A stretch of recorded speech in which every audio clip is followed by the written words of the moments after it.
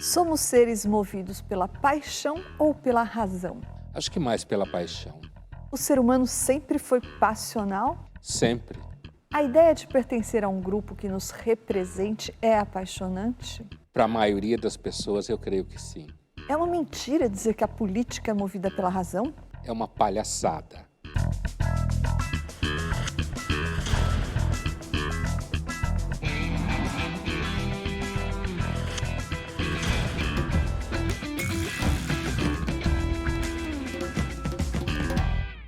Estamos iniciando mais uma edição do Linhas Cruzadas, hoje para falar sobre paixões políticas. Oi, Pondé. Oi, Thaís. Pondé, nós acabamos de ter eleições presidenciais. O resultado delas foi fruto da razão ou fruto da paixão? Tudo que tem a ver com o ser humano é sempre meio que uma mistureba dos dois, né? É fruto da razão, por exemplo, os esforços do Lula para convencer gente mais para o centro. É fruto da razão as manobras de fake news nas redes sociais, fruto da razão. A forma como as pessoas reagem tem muito de paixão. Agora, não resta dúvida que, pelo grau de radicalização que essas eleições acabou causando, do ponto de vista das pessoas, dos cidadãos, há muito mais pelas paixões. Apesar que, pelos profissionais políticos, claro que eles estavam pensando de forma racional, inclusive para gerar paixões das pessoas.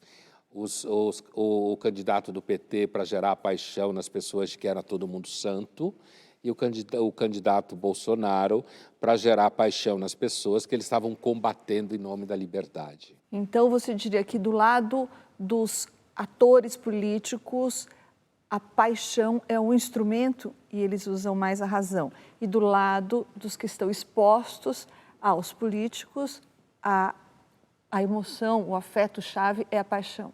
Ainda que eles achem que estão sendo racionais.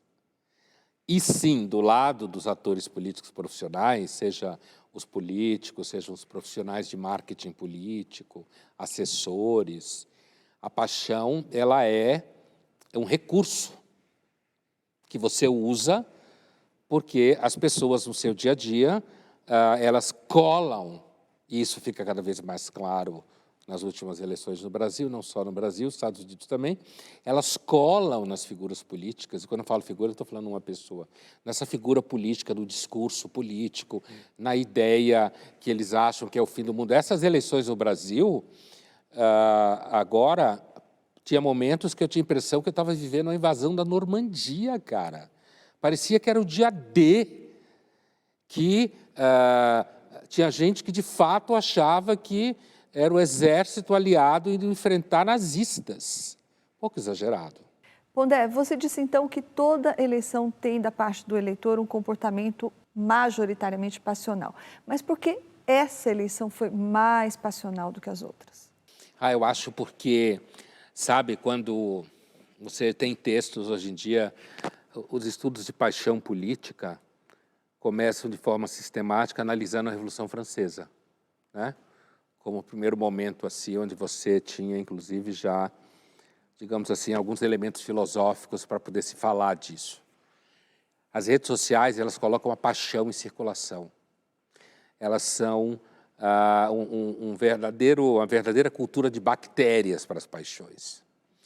Então, as pessoas aderem, assim como aderem para cancelar, para adorar uma cantora, para ficar discutindo fofoca. Então, as redes sociais, elas colocam bastante gás na possibilidade de aumentar paixões. Fora o fato, fora essa questão, que o Brasil, assim, se a gente falar depois da ditadura para cá, você tem um partido, o PT, né? Que é um partido que tem uma história, que é orgânico, surgiu da base, está historicamente bastante vinculado ao final da ditadura, a própria figura do Lula, né? Está vinculado diretamente ao final da ditadura, às greves do ABC e tal. E aí você tinha um partido tucano, que era um partido, que era mais uma grife do que um partido, que fazia lá uma certa disputa, e que depois de perder 4 eleições diretas, né, para o PT, desmanchou, virou nada. E aí apareceu, por uma série de razões, esse movimento mais de extrema-direita, vinculado ao Bolsonaro, mas que não depende dele só, apareceu um movimento que disputa o território com o PT, porque o PT estava olhando para o Brasil de um jeito que era assim, o PSDB virou nada, os outros partidos todos estavam ali mais querendo disputar dinheiro do que, na realidade, disputar cargo de primeiro mandatário, presidente da República, e, de repente, apareceu um movimento ligado ao Bolsonaro e à extrema-direita que está aí para disputar terreno, de fato, com o PT. O PT achou que ele era dono do quintal inteiro já. E aí apareceu esse movimento que, de fato, disputa, independente dos resultados da eleição, disputa para cá, disputa para lá, e isso também acirrou os ânimos. Porque, Thaís, as pessoas, quando se apaixonam e se envolvem com política, é sempre para ir para o pau. É sempre para destruir o outro. É tudo mentira. Ninguém discute política para construir uma consciência crítica. Será que as pessoas acham que elas votam com a razão ou com o coração? Vamos ver. Eu voto com a minha emoção, pois eu acho que todo mundo está, de certa forma, envolvido de alguma forma emocionalmente com o que está acontecendo no país. Eu diria que com a razão, mas eu não voto só pensando em mim. Eu voto com a razão, porque acho que votar é um papel muito importante do cidadão, né? Você está ali botando em jogo toda a questão da sociedade, então com certeza a razão, pensar no coletivo é importante nessa hora. Eu voto pela razão, porque precisamos ter consciência. Nós precisamos olhar aí o futuro, olhar o que nós temos nas nossas mãos para poder votar na pessoa mais correta, mais certa para o país. Eu acredito que a gente deve utilizar a razão para votar, mas particularmente eu uso a emoção porque eu acho que é o que interliga, é uma coisa que todo ser humano tem em comum e acho que no momento atual eu acho que é o que a gente precisa também como um todo na realidade que a gente tem no momento. Eu voto com a razão e eu acho que o outro método ele só afasta a política do povo. Eu voto com razão porque é uma decisão muito importante para o Brasil, então a gente tem que estudar onde a gente está concretizando o nosso voto. Eu voto com a razão pelo um futuro melhor pelo meu país, amo minha família e desejo um Brasil mais justo. Eu voto com razão porque eu vivo no mundo coletivo, compartilhando com as pessoas e tenho que pensar não só em mim, pensar nos outros também. Eu voto com a razão. E na verdade, eu voto pela liberdade, pela não violência e pela possibilidade de termos um país democrático com direito à saúde e as pessoas serem como elas são, na verdade. Eu voto com razão, a favor da democracia. Eu acredito que a maior parte diz que votou com a razão, que vota com a razão. E vota com a razão porque é necessário avaliar a situação que a gente está vivendo e tal. O truque é que já o modo como você vê a situação sobre a qual você acha que está usando a razão já está permeado pela paixão. Entende? Quer dizer, a ideia de que, então, eu estou aqui, eu tenho uma capacidade racional aqui e eu uso essa capacidade racional sobre a realidade que eu estou avaliando. Grande parte dessa realidade que eu estou vendo, sobre a qual eu vou usar essa coisa chamada razão, a minha percepção já está atravessada por paixões. Aí é que está a questão. Não é que a pessoa não é capaz de usar a razão, mas provavelmente, se ela continuasse o discurso dela, supostamente racional, ela ia começar a repetir, como aconteceu, certos clichês que atravessaram as eleições, certo? Pela minha família aqui, pela democracia ali, para que as pessoas possam ser o que elas queiram ser, enquanto que outros veem isso tudo ao contrário. E esse viés vem carregado de simpatias, antipatias, memórias que impactam a nossa percepção da realidade, nossos desejos, nossas raivas, pessoas que a gente conhece, quer ferrar, e aí está com outro candidato, então você fica feliz que o outro vai dançar. Quer dizer, tem uma série de elementos aí que não é do âmbito da razão. E aí eu chego e digo, agora eu vou usar a razão nisso tudo.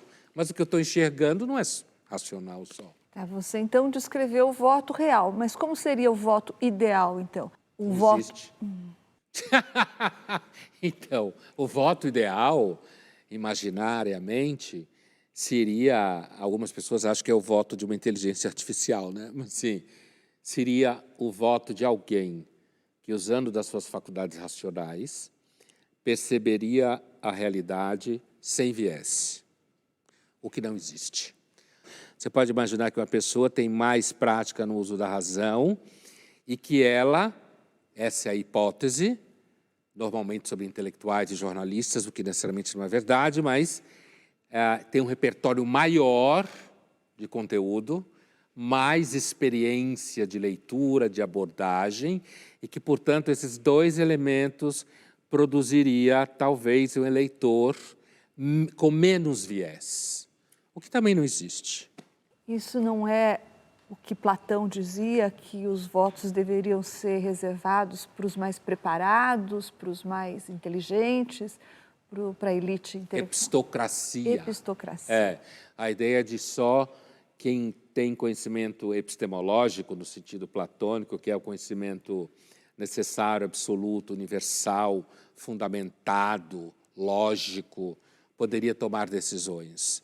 É claro que quando você passa isso para a realidade, isso normalmente dá em grupos, votando em nome de outros, porque os outros seriam incapazes, apesar que a gente sabe, a gente tem a impressão que um monte de gente vota, e de fato vota a partir de ideias que nos parecem completamente absurdas. Então quer dizer que você está defendendo que só os mais preparados votem como Platão? Não, porque não vai adiantar nada. Os mais preparados vão roubar no jogo, vai ter dúvida de quem é o mais preparado. Imagine o critério para decidir quem é o mais preparado. É óbvio que não funciona.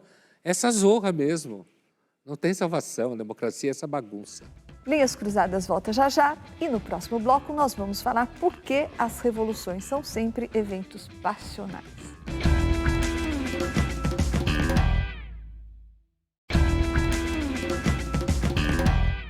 Estamos de volta com o Linhas Cruzadas, hoje falando sobre paixões políticas.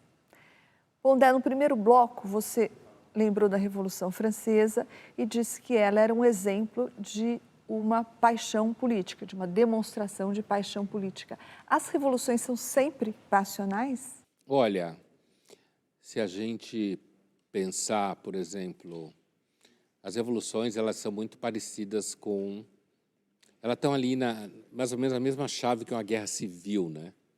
Ainda que algum professor de história vai dizer para você que a revolução é movida por uma visão de mundo, por uma ideologia, enquanto que a guerra civil pode ser simplesmente a dissolução do tecido social e a destruição do poder legítimo, né? Agora, se você olhar a Revolução Gloriosa no século XVII, na Inglaterra, foi uma revolução que houve violência, houve paixão, houve mortes, inclusive porque foi uma revolução que estava envolvida com o processo de guerra civil. Agora, se a gente pegar, por exemplo, Paris, 1789, Paris, 1830, Paris, 1848, Paris, 1871, Moscou, Rússia, 1917, e todos os outros movimentos que aconteceram na Hungria, na Polônia, na Prússia, na Itália, certo? Só para ir elencando vários, quer dizer, todos eles foram movimentos passionais, né? E todos eles, inclusive, compreendidos entre o finalzinho do 18 e o começo do 20. Então, acho muito difícil uma revolução não ser movida por paixões.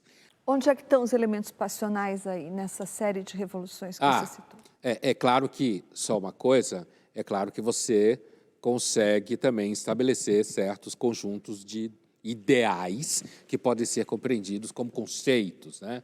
Justiça, igualdade, né? Alguma coisa assim.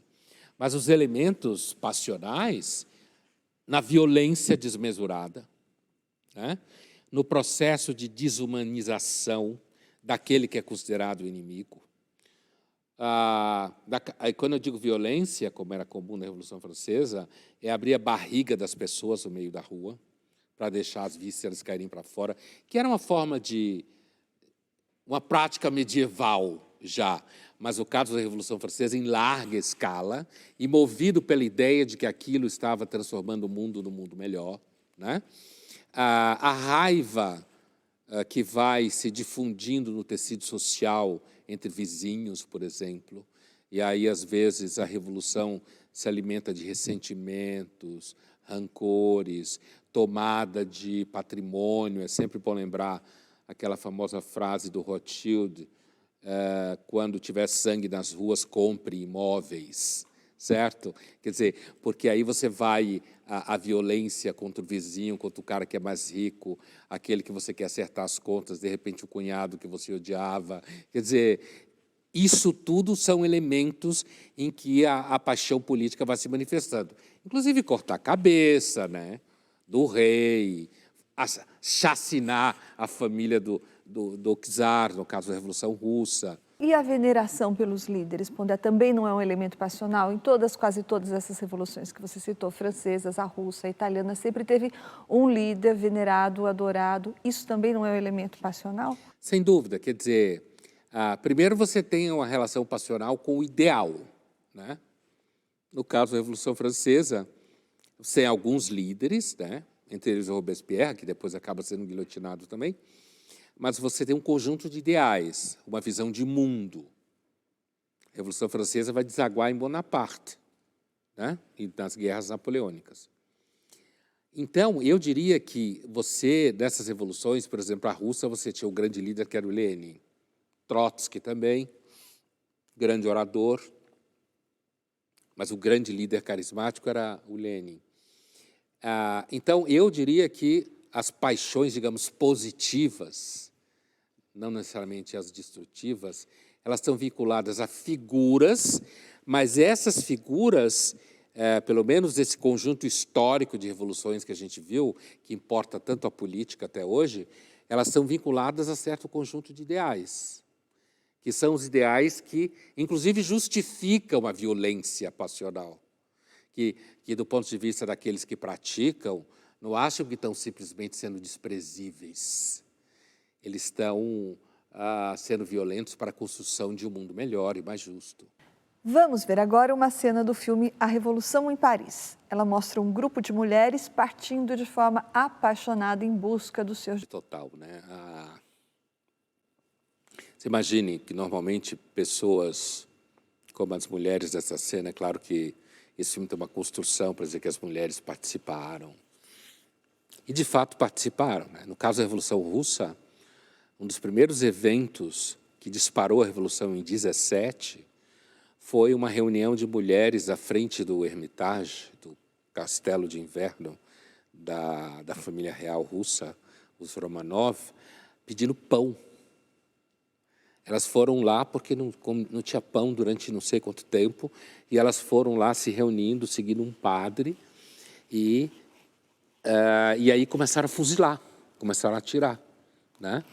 Então, agora, independente desse aspecto de gênero, que hoje está na moda todo mundo falar, às vezes enche o saco de tanto se falar, para um povo chegar à situação de violência que os franceses chegaram, é evidente que a coisa estava muito ruim.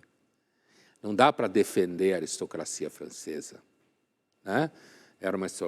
Você tem aristocracias mais competentes, como a inglesa, por exemplo, que conseguiu administrar muito bem a situação, né? A francesa foi uma catástrofe. Governo centralizado, nesse sentido um pouco semelhante ao problema russo no 20 e no final do 19.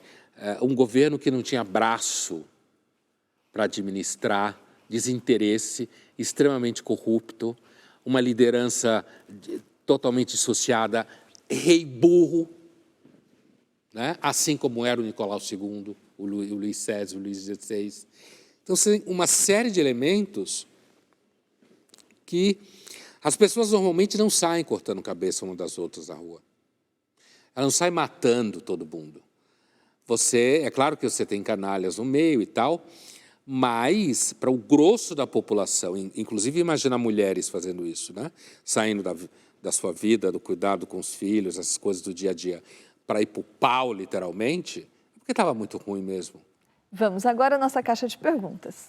Pondé, Edilamar Pinto te pergunta: por que os políticos do nosso país não são apaixonados pelo povo, mas só por eles mesmos? Quem diz que a maior parte dos políticos é apaixonado pelo povo? O que eu acho que a gente pode dizer é que talvez existam países do mundo em que os políticos sejam mais competentes na gestão pública. Aí sim, né? Que os políticos sejam menos corruptos. Aí sim. Que você tenha uma elite econômica menos escrota. Aí sim. Agora, não acho que políticos são apaixonados pelo povo. E isso faz parte do grande folclore, e inclusive da figura paternalista, né? De um grande político que é pai dos pobres e ama os pobres. Isso é um puta do papo furado do cacete. Agora, não há dúvida que você tem países do mundo mais organizados, em que você tem... Veja, dos grandes países do mundo em tamanho, o Canadá tem 10 pessoas morando. Então, não tem muito problema. Os Estados Unidos é o grande elemento fora da conta, porque o Brasil é difícil de administrar, a China também, só na porrada e no controle, a Rússia não é administrada, e quando é também é na porrada e no controle. Então, a dimensão geográfica, que muita gente não dá atenção no mundo político, que a dimensão geográfica que muitas vezes impõe problemas, quer dizer, quando você tem um país continental, ou quando você tem uma coisa como a Amazônia, que é difícil de você administrar do ponto de vista logístico, ou como a Sibéria, por outras razões, isso impacta a forma da política funcionar. É muito fácil ser um país organizado quando você é do tamanho da Dinamarca. Tá, mas respondendo ainda a pergunta da Edilamar, os políticos, então, costumam ser mais racionais do que as pessoas que os elegem? Espera-se que sim, né? Eu tenho a impressão que, nos últimos anos, o Brasil viveu uma situação em que você tinha um presidente que era um pouco não racional, para ser assim, mais ou menos cuidadoso na expressão, um pouco não racional, ou de uma racionalidade muito espúria, muitas vezes, né? Mas, assim, sem dúvida, um político profissional ele tem que ser racional, ele tem que ser pragmático, né? Ele tem que avaliar riscos e benefícios, ele tem que levar em conta a popularidade dele, quando a gente está falando de uma democracia, né? Ele tem que levar em conta a possibilidade de fazer com que o povo sofra menos, faz parte da racionalidade, faz como parte gestor, da paixão. Como gestor, como alguém que está fazendo a gestão de uma coisa, a coisa pública, res pública. Para participar do Linhas Cruzadas, envie sua pergunta ou seu comentário através das redes sociais da TV Cultura, usando a hashtag Linhas Cruzadas. Linhas Cruzadas volta já já e no próximo bloco nós vamos falar sobre o prazer de se dissolver na massa ou a insustentável leveza de não ser.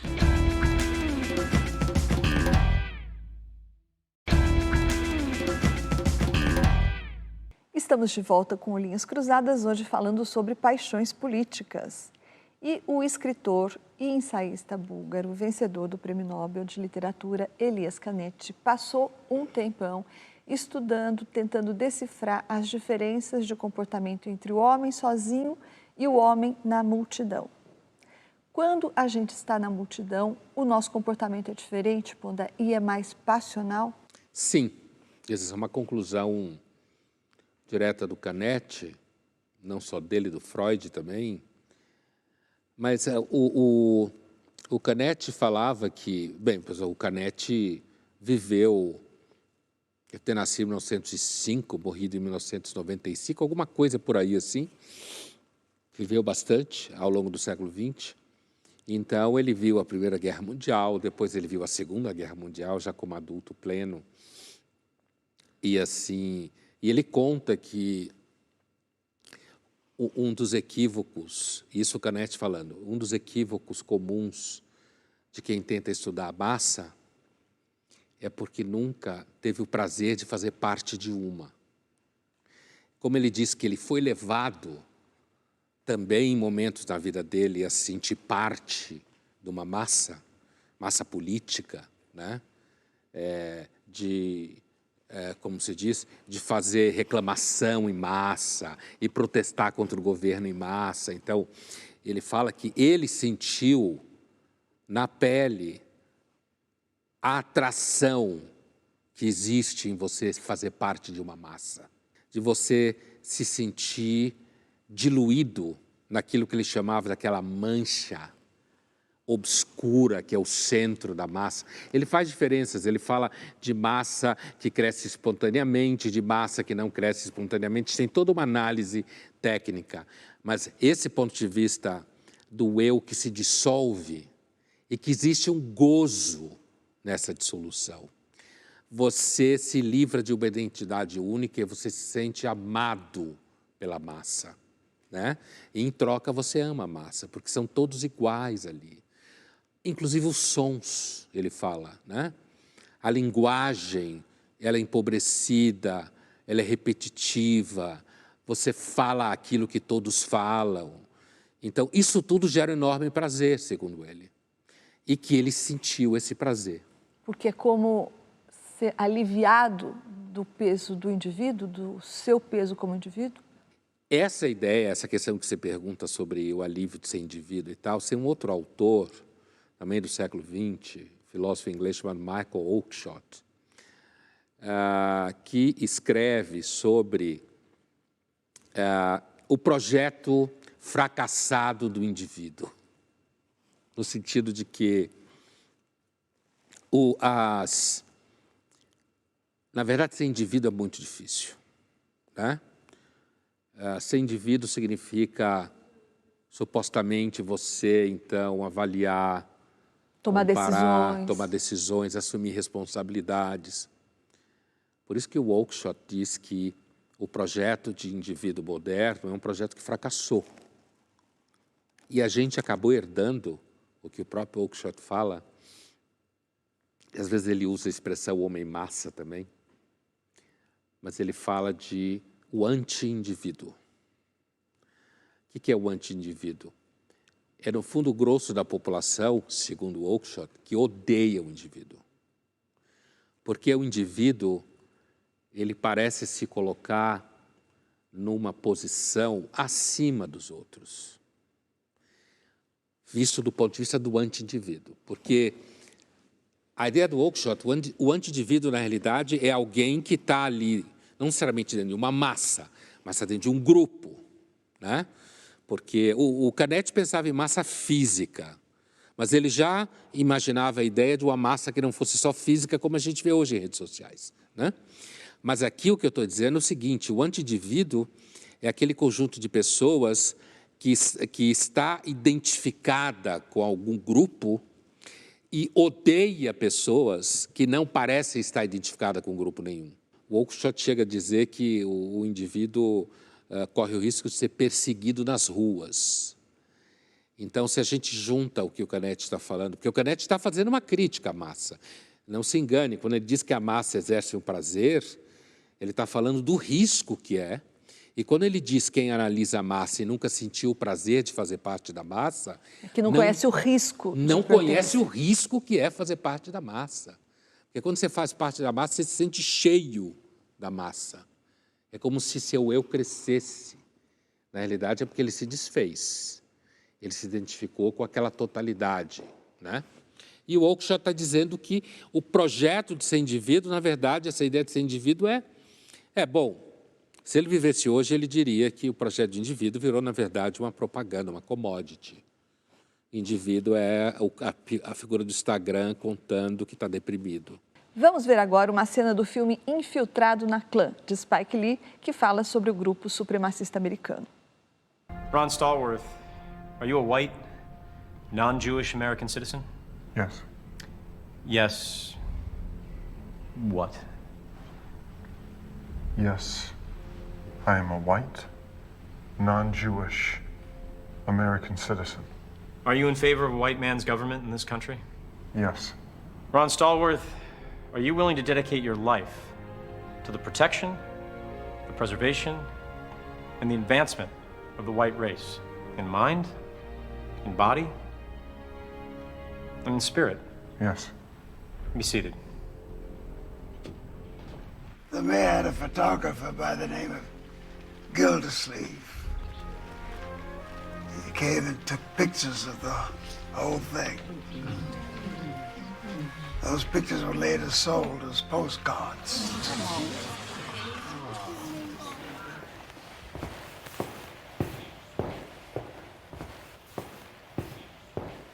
Remove your hood. They put Jesse's charred body into a bag, Remove your hood. dragged him through town.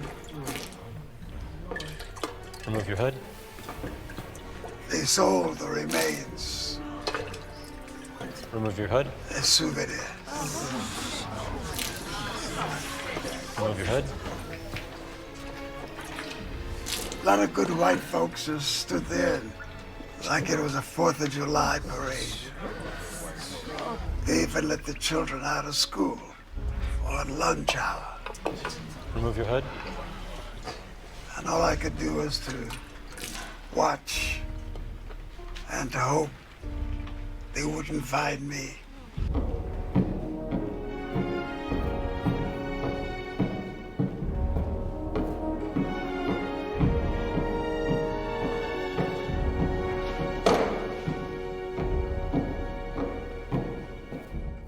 Esses caras são, como se fala nos Estados Unidos, a bunch of weirdos. Quer dizer, é um monte de cara esquisito. É claro que é um exemplo de massa, é um exemplo em que a gente está tocando no paroxismo do processo de se tornar um idiota fazendo parte de uma massa, né? Você pode ter, que é a Klan, né? Esse filme, na realidade, é muito engraçado, porque é a parceria entre 2 policiais do FBI, um negro e um judeu, 2 tipos que a Klan odeia, né? Para aplicar, para criar uma situação para poder prender os caras, né? É isso que o filme é. Infiltrado vem daí, no filme. Mas, assim, é claro que existem pertencimento à massa que não chega a esse grau de paroxismo. O grande problema do pertencimento à massa é a redução da capacidade de julgamento, a redução da capacidade de análise, certo? Que implica em um peso, e a massa tira esse peso de você. Então, quando você está num grupo de WhatsApp e você posta uma coisa que você sabe que todo mundo vai adorar, que isso vai reforçar a imagem que você tem no grupo social ao que você pertence, é um movimento de massa, certo? Porque você está fazendo aquilo ali, porque você vai receber afeto, concordância, apoio. Então, o problema da massa é você pode estar simplesmente todo mundo vestido de branco, cantando, porque é lindo, o futuro vai ser maravilhoso, todo mundo se ama. Quando todo mundo sabe, por exemplo, que você está falando de política, no dia seguinte, acabou, meu amigo, o dia seguinte é para valer, vamos para o pau. Mesmo quem estava do meu lado, não estava do meu lado. Então, não é para achar que massa é só grupo de esquisito que nem a Klan, né? Esse é um caso de um paroxismo extremo de massa. Não, você pode fazer parte de massa numa situação em que normalmente você pode achar que está sendo lindo participar da massa. Como num grupo de WhatsApp. Como um grupo de WhatsApp ou qualquer outro. Quer dizer, o risco da massa é a sensação de concordância que você sente ao fazer parte dela. Vamos agora para o nosso jogo rápido. Pondé, o que faz um filósofo perder a razão? O que faz o filósofo perder a razão? Uma paixão louca. Fácil, a razão vai para o saco. Não são só filósofos nesse caso, né? Não, esse é um blockbuster. Fora isso, sei lá, uma coisa que você ache de um grau de estupidez gigantesco. Thaís, você já se sentiu parte de uma massa alguma vez na vida? Sim, quando você estava falando sobre o gozo de se dissolver na massa, eu lembrei de 2 exemplos bem literais até, da minha juventude. Um foi um primeiro show de rock que eu fui e esse dissolver-se na massa, cantar a mesma música, sentir a mesma coisa, é de fato um gozo e eu nunca esqueci isso. E a outra coisa que eu me lembrei, que também é igualmente literal, foi um evento político que foi as Diretas Já, que também tinha todos esses elementos de massa, de hipnose da massa, e que eu também me reconheci aí. E daí tem outros mais inconfessáveis, mas esses... Essas são as melhores dissoluções, né? Pondé, o que é mais fácil? Você aprovar ou rejeitar? Você amar ou odiar? Estamos falando de política. O mais fácil é sempre odiar. Maquiavel tinha toda a razão. O mais fácil é sempre rejeitar. O mais fácil e mais intenso, se eu seguir o Maquiavel, continuará a ser o mais intenso, né? Você permanece mais tempo odiando, rejeitando. O ódio dura mais que o amor, é isso? Normalmente, sim. O amor você precisa alimentar mais vezes. É mais fácil ser cético em relação ao amor do que ao ódio. Então, acho que odiar e rejeitar, muito mais fácil. Thaís, na sua opinião, a massa potencializa a estupidez? A estupidez, não só a estupidez, né? A intolerância e a violência também. Você falou sobre as massas físicas e as outras, por exemplo, na massa virtual, que é essa massa das redes sociais. A violência, a intolerância está presente, por exemplo, nos vários cancelamentos que a gente já viu, né? Que são linchamentos virtuais e fenômenos de massa, não é isso? Ninguém me convence que quando você vai cancelar alguém, o principal gozo é você ferrar a pessoa e não a causa que está em jogo. E no anonimato, né? E no anonimato melhor ainda.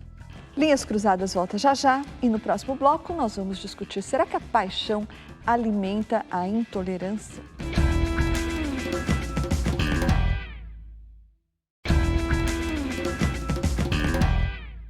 Estamos de volta com Linhas Cruzadas, hoje falando sobre as paixões políticas.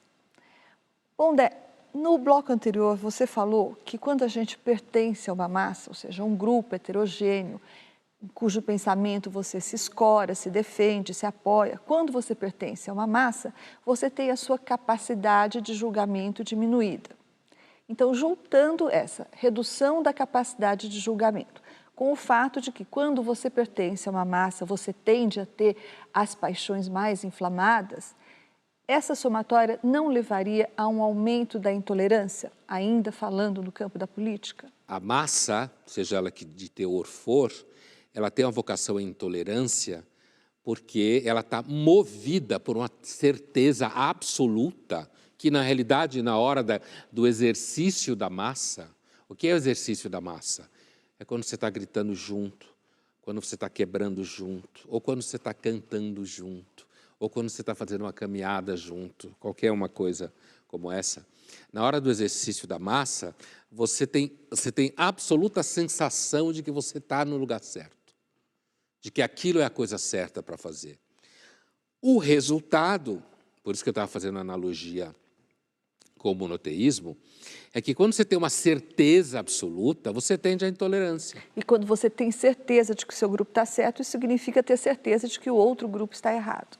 Totalmente. Não tem nem forma de diálogo. Por isso que, quando a gente está refletindo sobre a ressaca da eleição e o próprio período da eleição no Brasil agora, e dá essa impressão de que você tem uma clivagem, que vai ser difícil juntar uma coisa com a outra, porque, basicamente, o que o grupo A quer é que o grupo menos A concorde com ele, e vice-versa.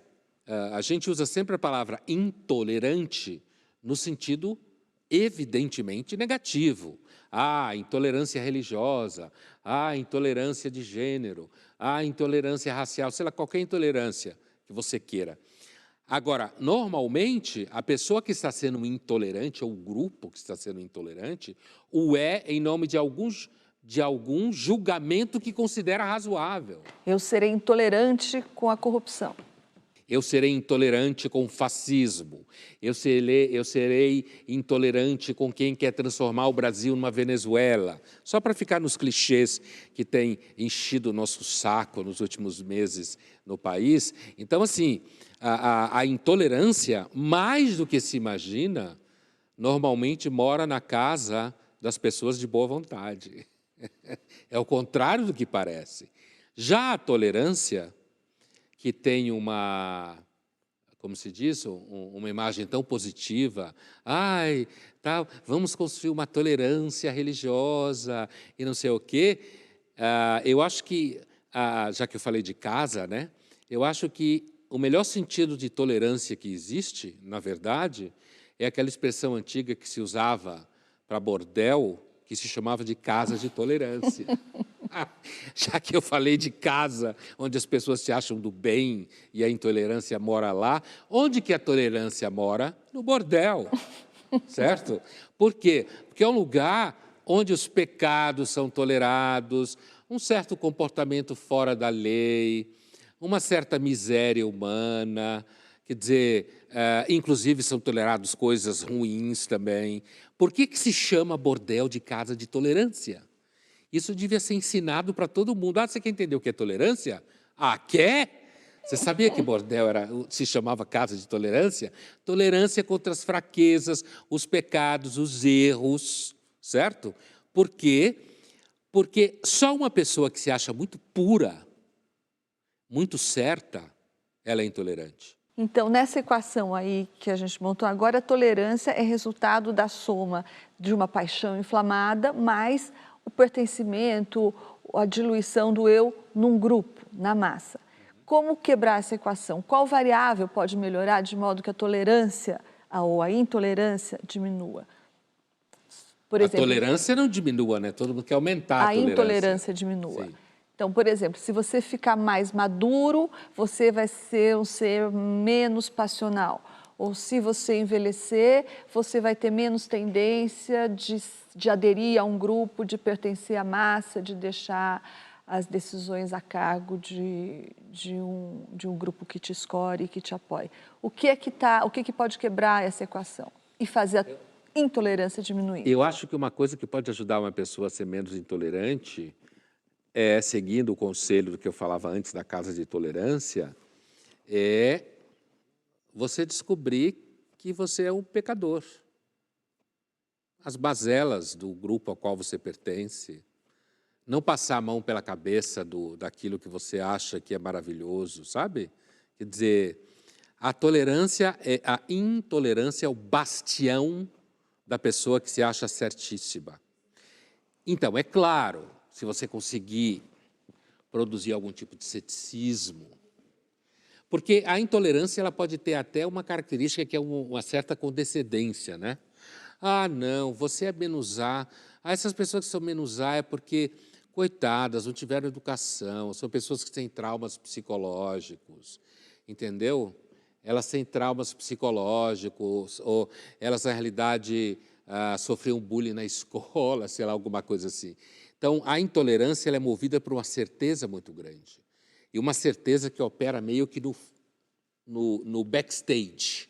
Você quase não tem consciência dessa certeza, mas que te empurra para a tolerância. Então, ao longo da história da filosofia, não há dúvida, assim, o ceticismo, né, ele sempre foi aliado da tolerância, no sentido de que, como, na verdade, não dá para ter certeza de nenhuma teoria sobre coisa nenhuma, é melhor seguir os hábitos. E os hábitos, eles tendem a ser acomodados a certas tolerâncias, como do tipo, não, a gente sabe que, no fundo, os seres humanos normalmente se corrompem aqui ou ali, tem um certo grau de vaidade, mas você consegue também que as pessoas sejam generosas em algumas situações, entende? Quer dizer, aquilo que é arraigado na experiência ancestral. Eu acho que uma das grandes dificuldades do tema da tolerância no mundo contemporâneo é porque a intolerância é típica da modernização. A modernização é intolerante. Por que ela é intolerante? Porque ela tem certeza que ela é melhor do que o passado. A tolerância está ligada a uma certa indiferença, a um comportamento completamente reto. Enquanto que a intolerância está associada à ideia de que eu sou completamente certo e você é errado. Vamos ver agora uma cena do filme Les Misérables com Gérard Depardieu. O Victor Hugo era simpatizante de um certo viés da Revolução Francesa em direção à diminuição da miséria. Ainda que o olhar do Victor Hugo fosse atravessado, digamos assim, por um certo, um certo pensamento igualitário cristão.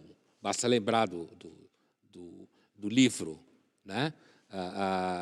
Os Miseráveis, que a transformação do personagem se dá no contato com o bispo, toda a questão do perdão que está em jogo na história. E deságua numa dessas revoluções, né? Então, a massa que aparece nos Miseráveis é uma massa bela, justificada, idealizada, tanto que o nome da história é Os Miseráveis. Quando as pessoas não têm para onde ir, elas podem facilmente se transformar numa massa. A massa é um comportamento humano que pode, em determinados momentos, se transformar na única forma que o ser humano tem de se manifestar contra alguma coisa que ele odeia. Certo? Então, por mais que a gente critique a massa, e, aliás, o Canetti sabia muito bem disso, às vezes a atração que a massa exerce sobre você é porque você tem certeza que a frase que eles estão gritando tem razão.